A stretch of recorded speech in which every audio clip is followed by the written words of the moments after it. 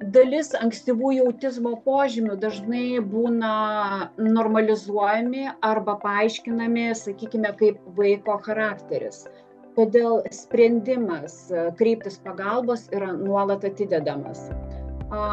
Tėvai, artimieji neretai savo kartoja, kad vaikas, pavyzdžiui, tiesiog labai savarankiškas arba nemėgsta triukšmo, kaip ir vienas iš tėvų, sakykime.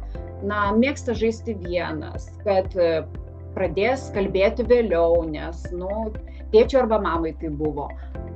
Tokie paaiškinimai iš tiesų gali būti teisingi, ypač jei vaikas vystosi harmoningai ir jo elgesys laiku bėgant keičiasi.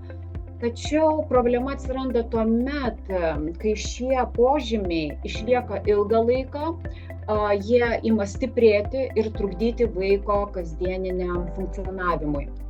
Ir jeigu vaikas vis sunkiau bendrauja, patiria didelį stresą įprastose situacijose ir negali prisitaikyti prie aplinkos, vien charakterio paaiškinimo tikrai nebeužtenka.